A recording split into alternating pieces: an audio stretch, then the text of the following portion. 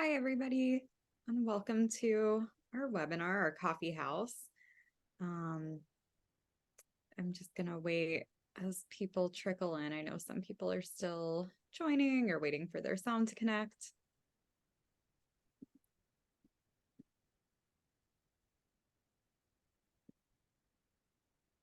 Okay, we can go ahead and get started, I think. Thanks, everyone, for joining and for being here today.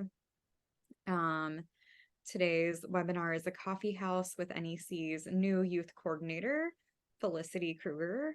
I'm going to introduce Felicity in a second, but first I wanted to go over just a little bit of housekeeping. So we are recording this webinar. So if you choose to keep your camera on, you may be in the recording. So if you don't want to be in the recording, if you don't want to be seen, then please turn your camera off. We will also have a chance for you to speak and interact and be part of the conversation and ask some questions. So feel free to join us. We'd love to hear from you. But if you do that, you could be part of the recording that will be recorded. So if you want to stay anonymous, you can just use the chat and we'll read whatever you type in aloud. And of course, the recording of this will be available on our website. And I also just wanted to mention that we do have closed captioning available. So if you hit the captions button on your Zoom, you should be able to get captioning. So with that, I'll go ahead and introduce our awesome youth coordinator, Felicity Kruger. Felicity is a 20-year-old youth leader with lived experience from rural Kentucky. Felicity's journey started out young when she was adopted out of the foster care system as a toddler. She struggled a lot in her youth with anxiety and PTSD. She found recovery in finding her own voice through her advocacy. She is a board member of Youth Move National and the youngest emotional CPR trainer. Felicity is active in the youth mental health world, creating curriculums, presenting, and just being a support for other youth peers. As a camp counselor, she addresses behavioral issues while promoting fun, safety, and inclusivity. And I'm going to put Felicity's links to where you can find her on Instagram and on TikTok. And just want to say, yeah, congratulations, Felicity. And we're so happy to have you with us and have you aboard. And do you want to just start by sharing a little bit more about your background and your role and some of the work you're doing? Yeah, definitely. Thank you all for having me. I see some familiar names in the chat, so thank you guys for being here and taking some time to kind of hang out with me and Shira. So they said my name is Felicity. My pronouns are she, her, or anything used respectfully. I'm pretty open to most things. As Shira said, I'm from rural Kentucky. I'm also a queer young person, which I think adds to my identity and who I am. I love music and TV shows, and I have a tendency to be messy and lazy, just like most 20-somethings. So in NEC, a lot of the work I'm doing is with their youth curriculums and doing some social media stuff, and we'll probably get more into that in a little while. I'm also on the boards with Youth Move National, their Youth Best Practice Board, and their Board of Directors. And I kind of just am a floater. I'm a self-prescribed or described talker. So that's kind of how I end up in these situations. They just let me talk somehow. I am copy and paste of my parents. I look like my dad, which is surprising since I'm adopted. And I talk like my mom, which means I talk all the time. And she would advocate that that is truth and fact. And she loves that I do that. So kind of going into the realm of who I am, what I do. My goal is just to bring youth perspectives and youth voices and youth in general on the table and in the room. Awesome. Thank you so much. I do think you add so much to the conversation as a young queer person and really appreciate the perspective you bring. So do you want to start by telling us a little bit about some of the curriculum development and education work you're doing, like with Kid UCPR and some other things? Definitely. So this has been a thing that I've been looking at within National Empowerment Center, and something I was so grateful when I joined that they were like, we'd love for you to do this. So National Empowerment Center has a training called emotional CPR. Sort of helps people find emotions not only within themselves, but with other people in a very humanistic way. And something I thought was a priority coming from my own experience of being a child struggling with emotions and working with kids struggling with emotions, that core age group of like 5 to 10, when we're really kind of going into who we are, we're forming those thought processes of like identity and kind of coming away from needing our parents all the time into being our own little people. We can struggle with emotions and regulating and figuring out what they were. I know for me, because I didn't know how to control my emotions, it was tantrums, screaming on the floor, just kind of sitting there crying because I didn't know what to do. So I really wanted to bring an emotional CPR approach and training for that age group, for that 5 to 10. And making it for that age group, we would incorporate things that are more kid friendly, I would say. So play therapy, interactive games, using language that is not clinical or words that they wouldn't understand, more of just using language that they know, feeling sad, happy, colors correlating to feelings, sad, happy, angry, stuff like that. Most kids know happy is yellow, blue is sad, red is angry, and using those kinds of languages. I think of the movie Inside Out and kind of putting that into one big role in a kid-friendly way and try to incorporating emotional CPR. So that's my biggest thing. It's something I'm really, really excited and looking forward to creating and pushing it out into the world. My child, if you will, of a curriculum.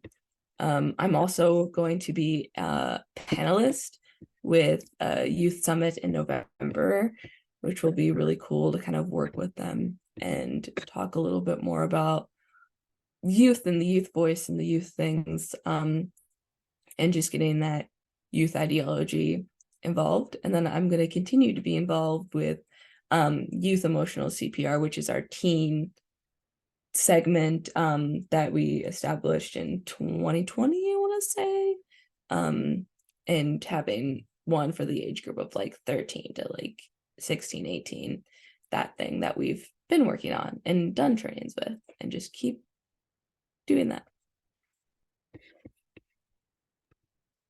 Awesome. Yeah, I think there's such a need for UCPR for even younger kids. And yeah, I'm just so excited to see what you come up with and how we can really adapt UCPR for that age group.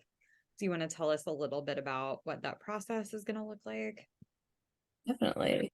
So we have a work group of I think it's like 7 or 8 people, including currently one youth of like around that age group, around 11.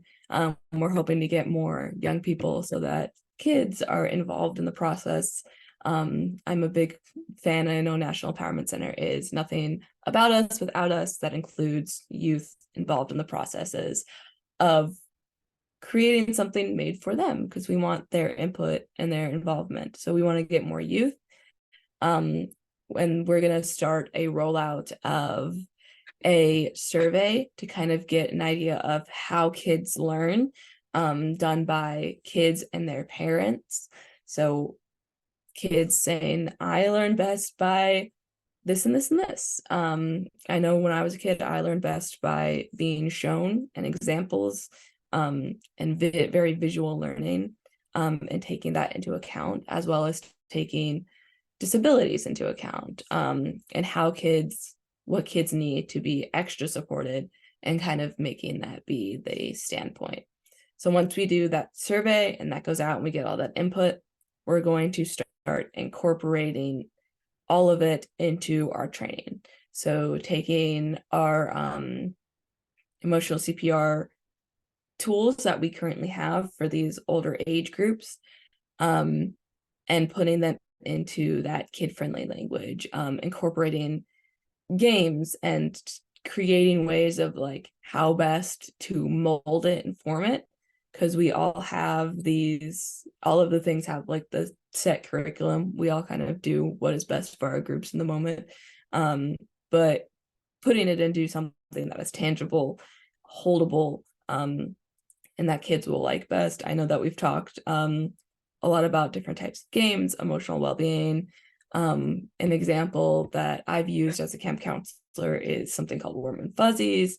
The kids write them and they put like encouraging words for everybody. So they all write their names and they pass the little notes around in the circle, and they all write something nice about that person that the name is written. That way everybody gets something nice from everybody. And that way they can feel good about themselves as well as help someone else feel good. I love doing that with my campers this summer. I had a kid who kept it under his pillow, and every morning he would wake up and read that little note and be like, I'm cool because these kids think I'm cool, which is awesome, especially for young kids who maybe that's the first time they've gotten uplifted by their peers. So incorporating those types of things throughout the whole process, we're going to make sure that it's informed, integrated, and then we want to do a test group and see what they think.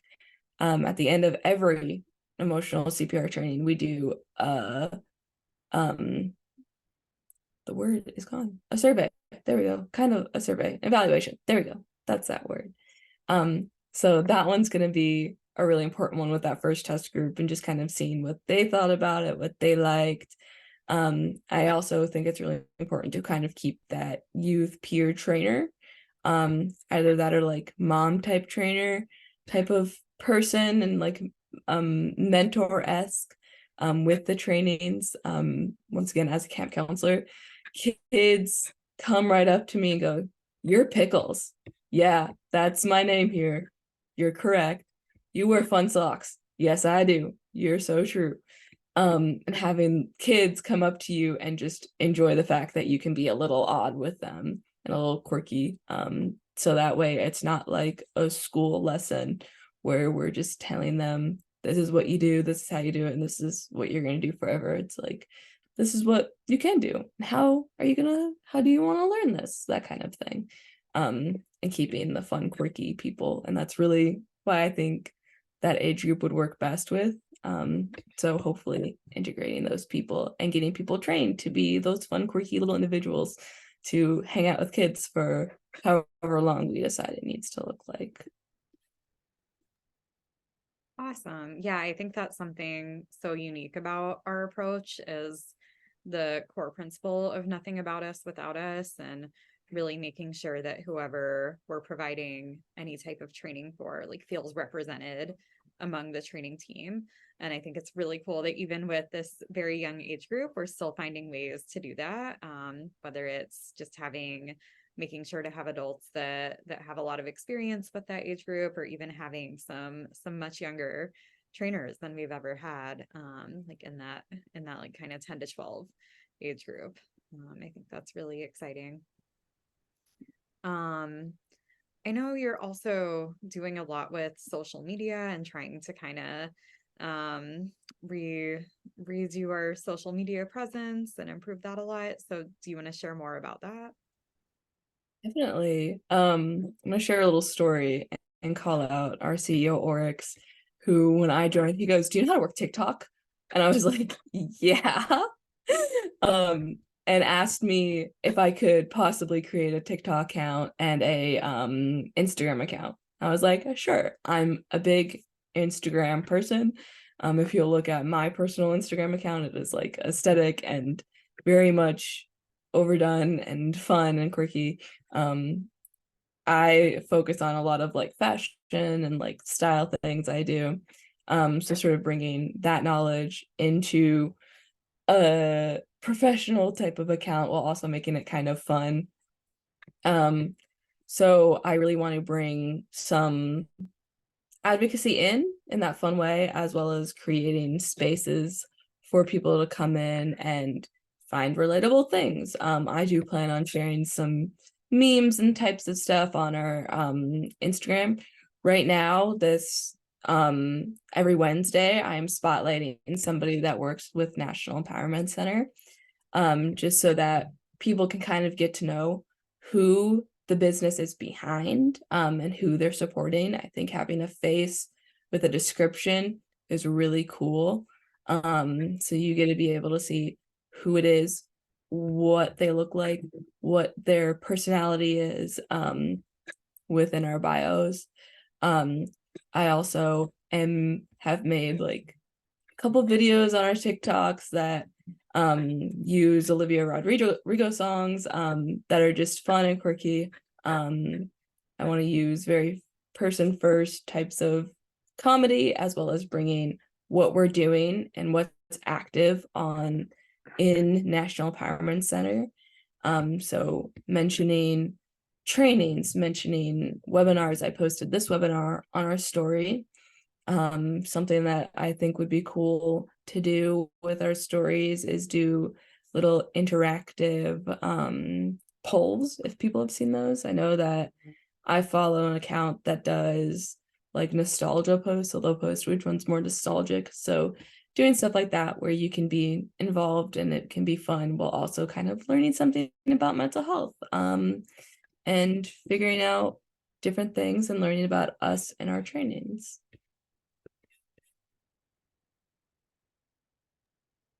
Awesome. I'm so excited for all of that. You just have so many creative ideas, and it's just really going to be great to see. And Oryx did put in the chat some of our social media handles and ways that you can connect with us. So please do follow those to stay tuned for all of Felicity's ideas.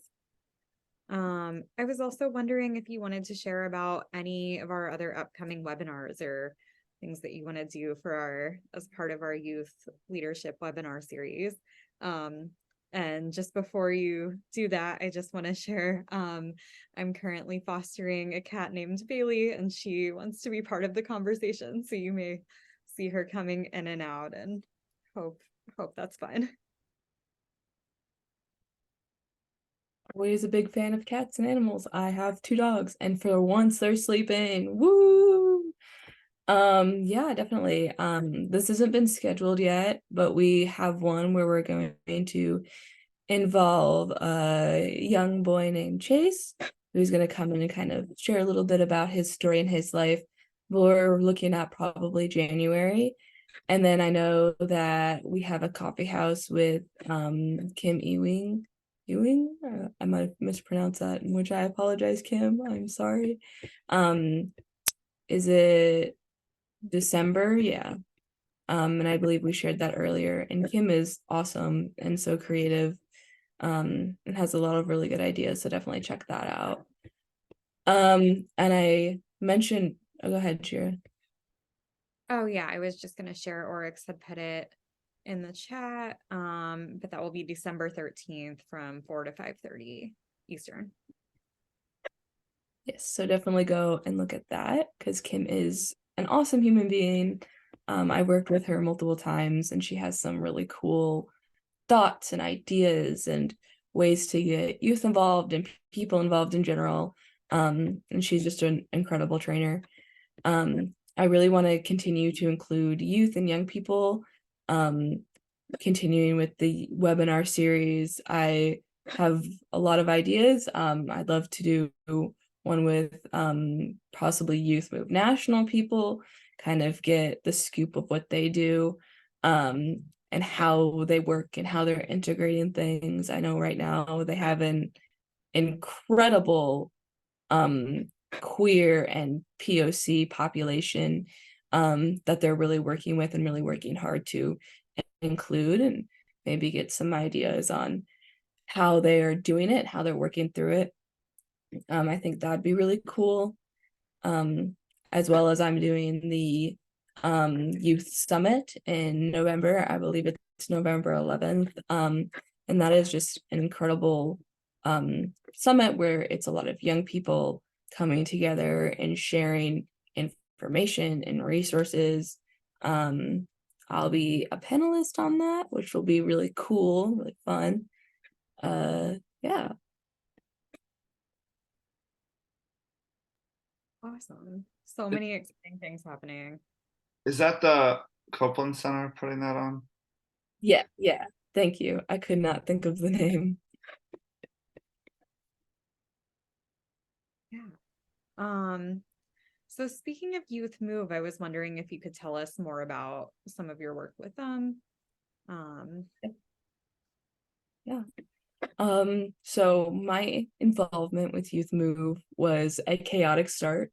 I'll kind of, because I think it's interesting to tell people kind of how I got involved, because it's kind of cool.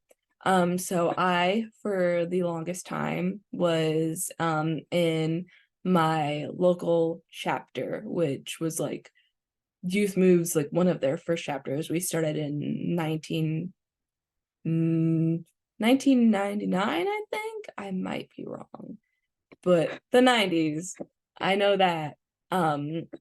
So we were one of the first chapters of Youth Move National coming together in their own little branch in Frankfort, Kentucky. So I was working with them, and they do every month something called a chapter chat, where they give one of the chapters a little hour-long space, hour and a half long space, to come in and talk about what they're doing, what they're active in, their goals, their future plans, what they've done, their past, and what it's looked like, and how to sort of give tips to other chapters on maybe ideas, plans, stuff like that. So I met somebody who no longer works with them, Maddie. I do not know how to pronounce her last name, so I'm not going to try, but Maddie is an incredible person who got me involved with Johanna Bergen, who got me involved with the Youth Best Practice Committee. And it was just a series of like people who were like, come do this with us. Okay, sure. And I was like 16, 17. So the Youth Best Practice Committee focuses on creating a space for the chapters to be involved and in the process, and sort of get information about youth peer support, just general research types of things, if that's what the chapter wants to do. I know we've done in the past, focusing on getting youth involved in the workforce. So like how to go about that, how to support chapters that want to focus on that. We also are like working on kind of revamping the way that we categorize youth peer supports, in what they do and how we describe it, and making it a bit more clear on what youth supports jobs are, how it's involved, and possibly putting that as like the country's like commonality, so everybody kind of is on the same page, because I know youth peer support can look really different, and especially for the young person, sometimes there's a lot of confusion on what they're supposed to do, what their job looks like. So kind of creating a stead, yes, this is what your job looks like, this is what it's supposed to be, this is who you go to, what supports you need, and making it be very clear and very understandable as a whole. As always, we're really focusing on making sure that chapters are well represented in queerness, and identity, and POC, and how to support them. Maybe if a chapter needs a little help giving a training. I've also worked with Youth Move National and getting their YALAs out there, their youth advocacy leadership, the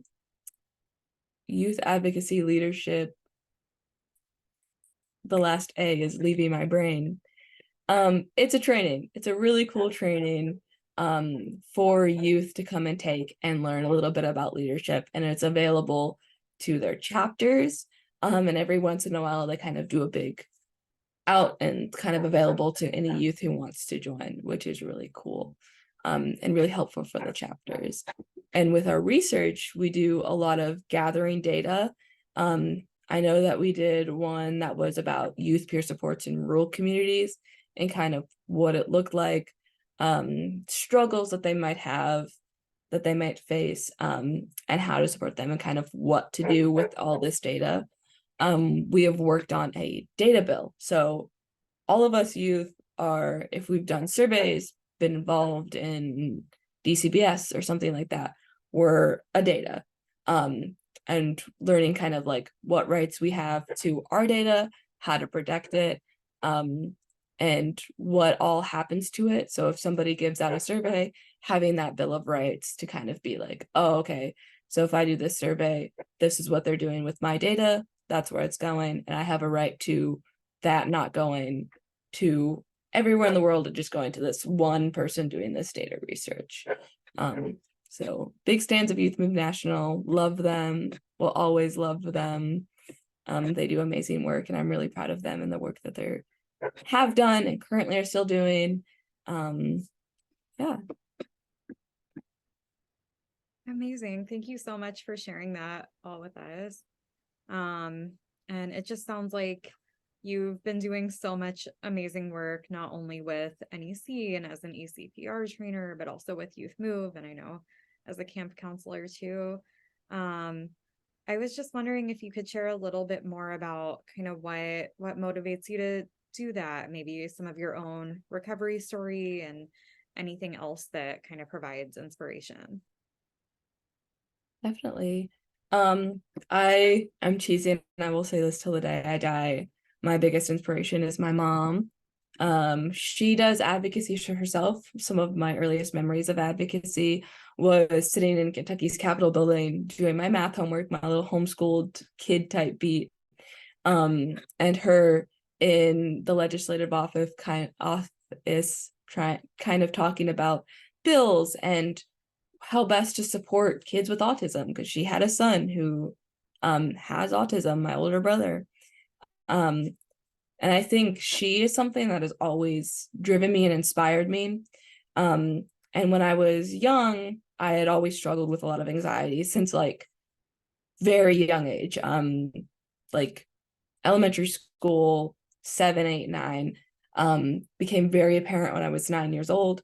A lot of struggle of like just pure panic all of the time, as well as having visitations with my bio mom that was never really going real well, was a lot of struggles there, and feeling unheard and unlistened to, that I just straight up couldn't communicate to other people, and a lot of pain and hurt that was happening during that time. So I look at this little me, this little child, my inner child, I will say, and she really inspires me. And I bring her kind of everywhere with me. She probably is surprised that we're still here, but I think she'd be really proud of all the work that we are doing to kind of create somewhat of a better space in this world, and for her and bringing her up. With that, I also look at all of the kids that I've worked with throughout the years.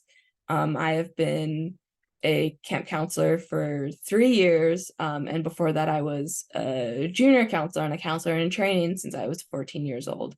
And this is a story that means a lot to me, so I think it's important that I mention it. The first time that someone ever looked at me as a role model, I was 14, and a little girl came up to me at my camp and goes, "Can I go use the bathroom?" And I was like, "Why are you asking me? Number one, I'm not your counselor, but yeah, go ahead, kid. Take a buddy with you."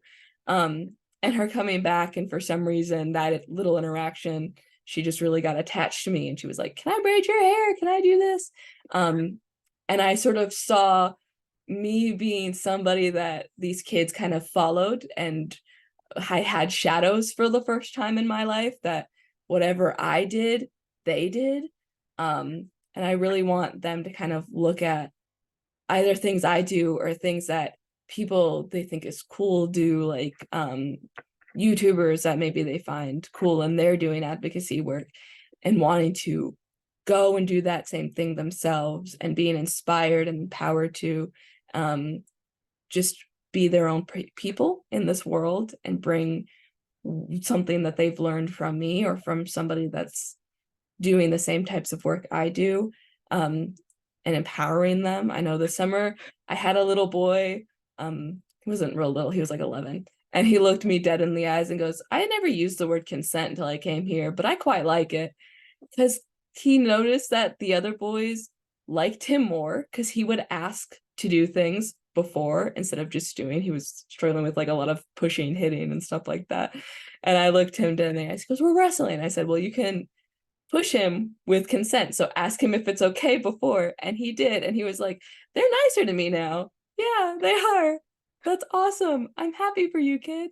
Keep wrestling with your buddies. Like, I really am inspired by that.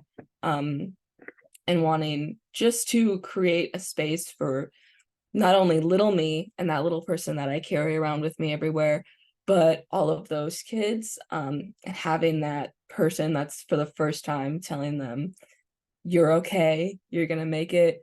I'm gonna listen to you, especially queer identities. For kids in my part of the woods of rural areas, it's harder to be queer, to figure out themselves. Not many people are telling you it's okay. So also having just somebody being a voice of, you're okay with whoever you are. Doesn't matter if you're weird or odd or the coolest kid on the block, whatever you are, whoever you come as is the best you could ever be. And I'm proud of that. And I think most people will be proud of you too if you show them that and are genuine with who you are. Thank you so much. That was so powerful. Just really appreciate your willingness to share your story and just the amazing work you've done with so many youth from different backgrounds and identities. So I think we can now go ahead and open it up for questions or comments or anyone who wants to just share with us and be part of the conversation. So I do see one person has raised their hands, and so I'll go ahead and call on you, but feel free to just keep raising your hand if you want to speak aloud. If you would prefer to just put something in the chat, you can also do that and we can read it aloud and respond to it. So I see Jesse, you've raised your hand, so I'm gonna go ahead and unmute you and you should be able to talk. Oh, okay, thank you. Hey Felicity, I just wanted to say congratulations on the opportunity. And definitely super thanks for being open, honest, and about your experiences. As they're very relatable as someone who's also been, system involved with many systems. And so like your role as an emotional CPR youth coordinator is paramount into the ways in which different trainings can be tailored to the experience of young people. So that's amazing. In your story, I know something that you touched on is about like resources for young people as they transition into adulthood, being system involved, with the foster care. And something that I think a lot about and would be curious to hear your input on is like what would be your take on like true life skills for young people in foster care transitioning into adulthood? Because some of the life skills that many young people have voiced about life skills not being like realistic, and tangible to like the actual life experience. So like what would be your take on an authentic life skills workshop for young people? Yeah, I work with an organization here in Kentucky called Kentucky Youth Advocates, who focus really on the foster care system and what they do and how to support them. And life skills is a common thing that they talk about. And I noticed that a lot of the times when they talk about life skills, they're talking about things that are like things that we might not be commonly experiencing. Like, okay, how to change a tire. That's a great information, but what if I don't even know how to buy a car or like rent a car to even get something that might break or not, like that kind of thing. So I think, like as you said, like tangible life skills that are realistic, like how to talk to a landlord, how to get involved with these types of things where you can get a house to take care of or an apartment or something like that. Because coming out of the system, aging out especially, you're just kind of thrown into the world without anything really. So having something that's more of like what to do, what information you need. Sometimes when you age out of the system, you don't know where your birth certificate is.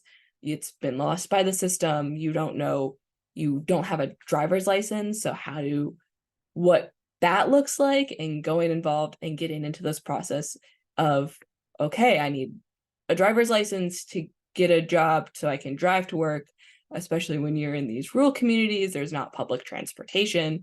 And then if you are in a town, how to get public transportation tickets and bus fares and stuff like that.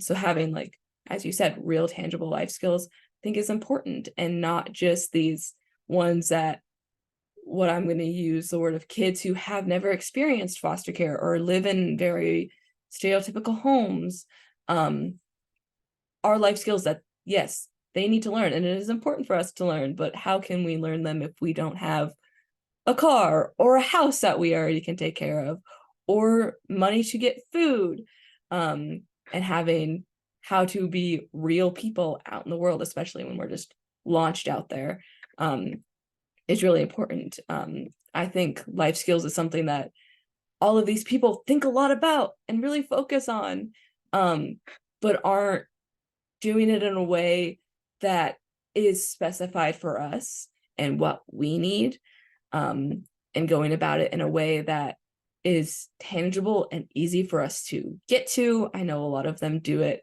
like as an after school program, and a lot of the times, especially when you're in foster care, that's when you work, that's your job, is immediately after school you ride the bus and you go to work at your job that you've been working at since you were 16 or 15, and that's when we need it. But having it kind of as a part of our care plan, because I know that if you're in foster care, you have a care plan. I had a care plan, and it being something that we learn while we're doing stuff with our social workers, because we have to talk to our social workers all the time anyways. So it should just be something that we're kind of told about, or at least have some information about, of like what to do as an adult and going into the work. And thank you for your question. That was a really great question. Thank you so much for your response to that. That's so important to have a conversation about. So I really appreciate you bringing that perspective. Does anybody else have questions or things that you want to share? Feel free to raise your hand or put something in the chat.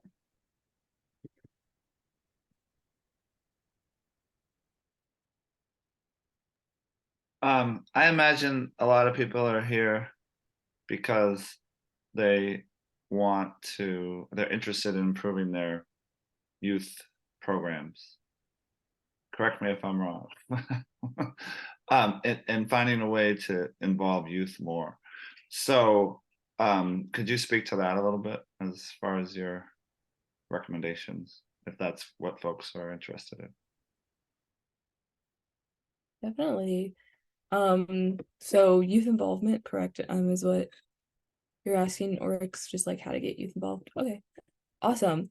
So I know that one of the biggest things is kind of giving youth a reason to kind of be there is something that will do the initial involvement. Stipends, sometimes if you go, especially in-person events, if you just be like, we'll have food, they'll be like, okay, sure, I'll come. I get pizza from this and it's free. Cool. That works for me. And to keep them to stay, which I think is really, really important, because you get youth involved, they come, they come for one thing for an hour, maybe they leave and you don't see them again, is to really focus on not tokenizing them or just forcing them to kind of sit in the room and be there, but giving them that voice of like, hey, youth in the room, what do you think about this? Whether it's something that you might not think that they would know anything about or be involved, just sort of empowering them to be like, oh yeah, I think that's cool, or just like giving them some space to be involved, talking with them through text to also keep them involved, catching up. Sometimes it's hard for us to always hop on a Zoom and just like if it's something quick, being like, hey, what do you think about this? As well as like being open to the way that they talk. Oryx is a great example of this. Not when I say slay, maybe ask what that means instead of just kind of assuming or just being like, we're going to use proper language around here. I've experienced that. It's like, let me say girly pop. It's not that big of a deal. I'm having fun here. And kind of allowing us to integrate and move with words that we might use instead of just pushing them down. And fidgets are also an awesome option at all times, allowing us to sit and doodle. We're going to be attentive and interactive. For me, even right now, I move my hands a lot. I talk with my hands. I always need something in my hands. If I'm not got a fidget or something to mess with, I'm probably going to go a little insane, because it's really hard for me to focus without doing something or moving my hands or being involved where I can just kind of sit and listen, while also being able to do something with my hands and involved in that kind of thing. So those are definitely some ideas and ways to keep them involved and interactive. Awesome. Thank you. Those are great suggestions. I see Timothy, you have your hand raised, so I'm gonna go ahead and unmute you. You should be able to talk.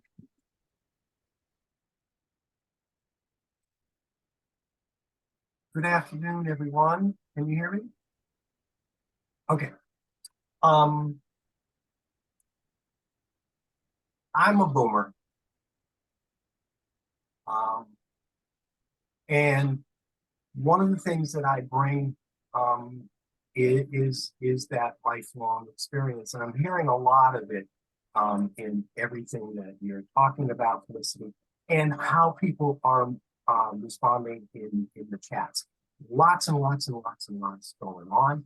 And I appreciate that. So I'm glad to know that there are people from all over different parts of the country. And I heard you speak about specific examples of the kinds of communities we live in. Franklin County, Massachusetts, where I am, is the most rural county in the state, and it shows. One of the things that's specific to our region here that is not only the lack of diversity politically, culturally, all kinds of things. However, the advantage that we have is that we know that our young people have a voice, and what they are letting us know, because we've had organizations that have done these surveys consistently over a longer period of time, and we've got a better handle on what is going on here. So as briefly as I can, what I'm going to do is say that ECPR, as I understand it, and Oryx and I met many years ago, 2011, at the Alternatives Conference. And so anyone familiar with that knows how important that kind of thing is. And so here we have the need has been assessed. We also know we don't have the professions. We are severely lacking, and I'm wondering if other people might have a similar situation going on, and how there might be some ways that we can share that information and get a sense, because what I see is the power of ECPR, because once I took the training and became aware. And so as we continue to work toward youth, we are looking at personal agency and how personal agency that's promoted and encouraged within ECPR helps to, we certainly don't want to alleviate or dismiss professional care, but there can be an ease of the anxiety for not having clinical care when we as community members can support ourselves supporting ourselves. And, I remember being a public health educator, and when I was training, we were at an elementary school, and I was sat in the back to observe people who were giving the training, so I could see how I was going to be working into things. And this little boy kept turning around looking at me. And when it came to question time, his hand shot up and he said, "Is he a doctor?" Pointing to me. And they said, "No, he's training to learn how to be a trainer." And he said, "Well, is he going to talk?" And it points out that young people will look to whoever they think will be good for them. You spoke of that yourself with the little person who came to you. And so we've got advantages here. I'm happy that you are in the place where you're focusing on it. And I'm looking forward to, as the time goes on with our community health improvement plan, maybe we'll have you come and visit Western Massachusetts. So again, not much of a question in there other than are other people finding ways to see how to promote the wellness and use this as a way to do it. Thank you. Thank you. That was incredible, and I really appreciate you sharing. For me, I know especially in our town, we've found those ways of like having people involved that are professionals in their own realms and in their own lives, and maybe not the clinical doctors or whatever, but have their own influence and knowledge of themselves and the peers that they work with peer groups. We have really awesome peer supports in our communities. And I think that we really look at them and look towards them. And I really thank you for sharing that. I know I had my people that I looked at towards and looked up to. And I think that's really important to mention, of us being self-sufficient in our own little ways without having necessarily the professionals. And we might have those too, and they can be incredibly awesome, incredibly good for us, but as well as self-motivation to be self-sufficient. Thank you. Thank you so much. Really great to have you here, Timothy. Thanks for all you shared in that response, Felicity. So we have some great questions in the chat. One is, have you had any specific challenges that are unique to where you live? 100%.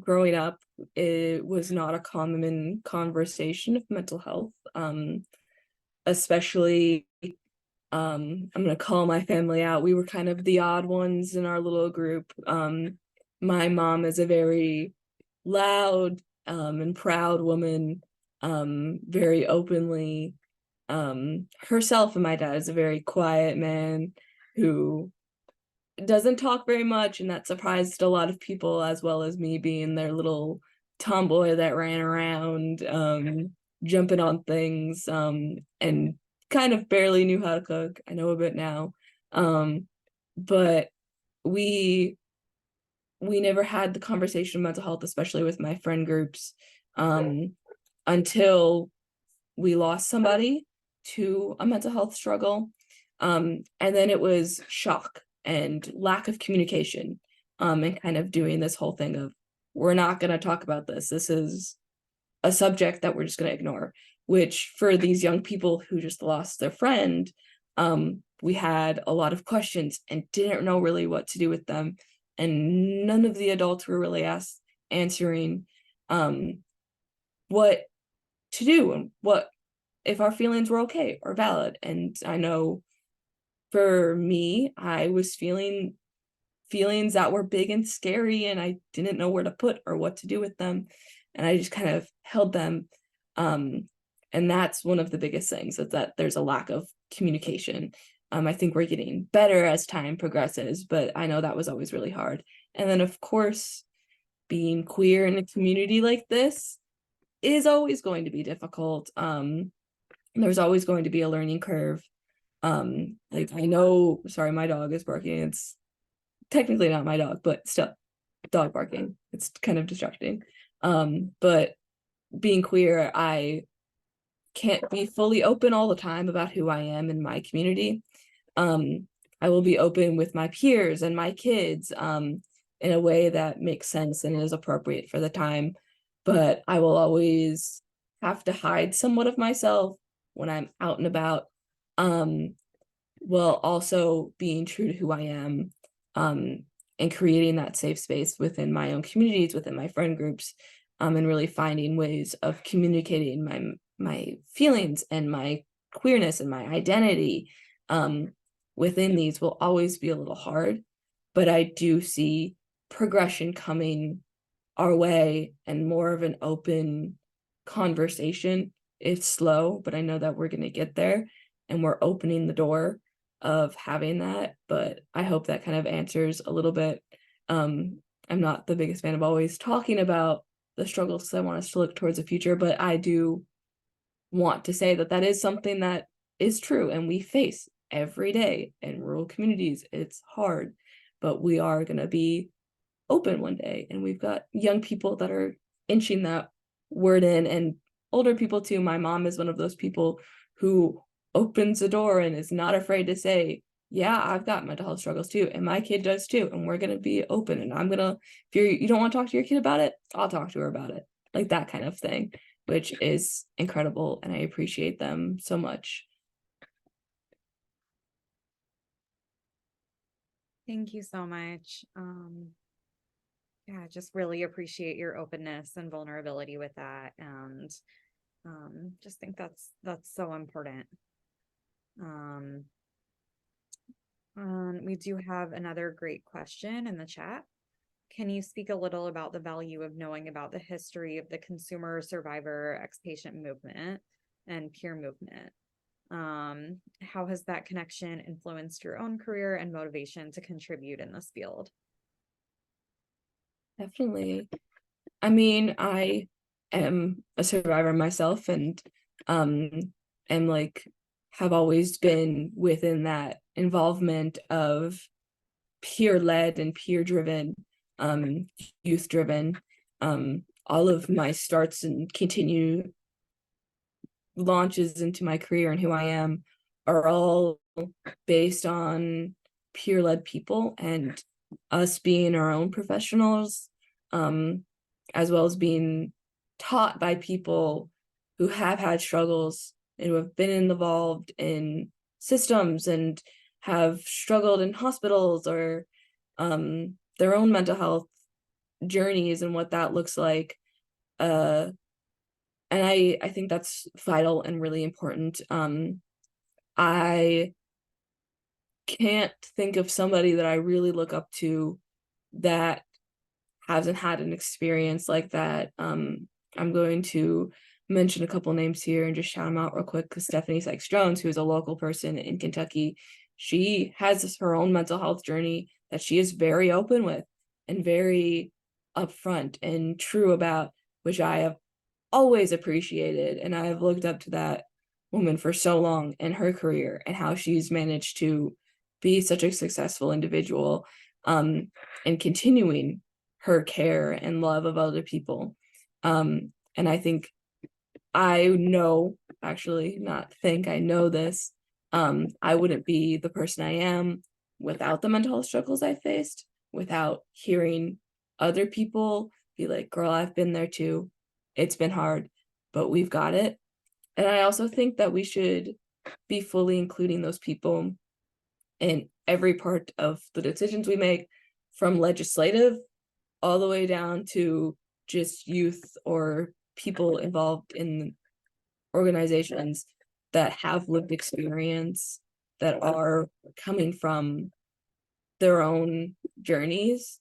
And I am not here to dog on degrees or having education behind it. I think that is so important. And I am so proud of everybody who goes in and works really hard for this, because that's incredible. But I think we should all be at level of us all getting an opportunity to speak and be involved in the process at every stage, and really be included on decision making and teaching our young people about it, especially in schools, having somebody that's been there, done that, talk about the things that they're talking about, instead of this person who's never experienced this coming and tell me, oh, don't do that. It's like, okay, cool. Why? What's gonna happen, or why should I listen to you? I don't necessarily know what side you're coming from. And it brings a really human point, which is National Empowerment Center's main focus is human to human, heart to heart, and really bringing that as something incredible. And I couldn't be here if those weren't involved in the process every step of the way, of those peer-to-peer lived experience lifers who have been in this field for however long, and have been working towards their life and towards making the world a better place and creating these spaces for people like me to continue and join them. Thank you so much. That was just such a powerful answer, and really appreciate it. We just have a few minutes left, and I know Jesse, you had your hand raised another time, so I just wanted to go ahead and give you the opportunity to ask our last question or share what you wanted to share, and then we can wrap up. So I'm going to go ahead and ask you to, or I'll unmute you.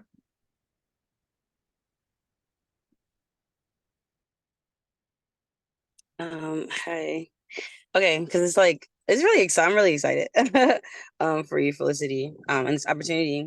So I'm just thinking about, because I had multiple questions, but I'm just gonna narrow it down. So thank you for highlighting the strained relationship that exists within these youth service provider spaces, and other professional spaces. And I do bunny ears because in the youth spaces I'm in, that's always a conversation we bring up, right? About what is professional, everyone's professional, and especially even us as well with lived experience. So for highlighting that dichotomy that is created because of lived experience or lack thereof. I guess moving forward, I'm curious. I don't know if maybe Felicity, if you have the answer, or if it's just a National Empowerment Center answer.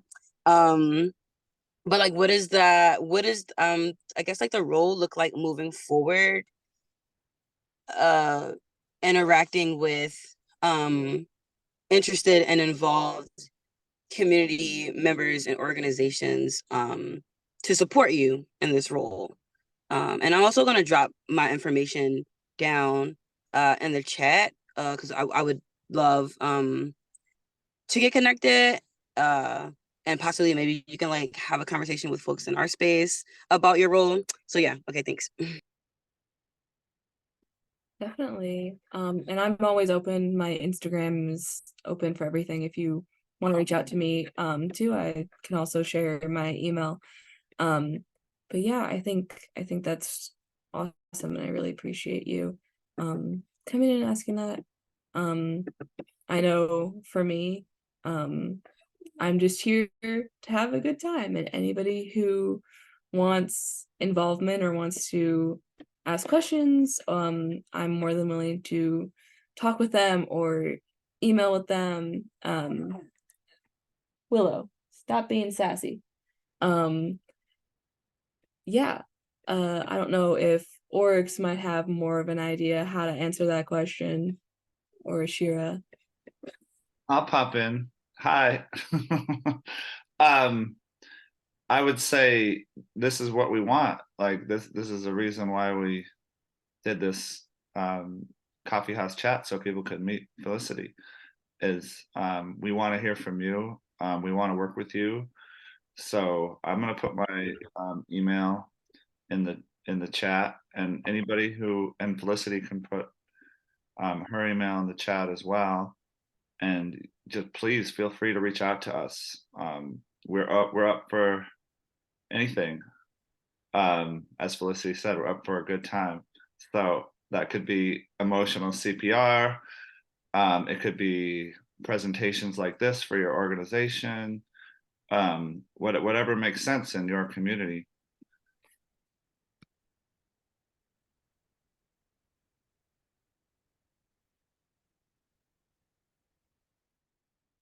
And I'm gonna put my email too. So I know we're going slightly over our time, so I'll go ahead and wrap up. Just want to thank you all so much for being here today. Thank you, Felicity. You really did an amazing job, and we are so happy to have you aboard on our team. And I know you're already doing so much great work, and I know that's gonna continue. Our next coffee chat will be in December, so please join us for that. And we look forward to seeing all of you then, and we hope you have a great rest of your day. Bye, everybody.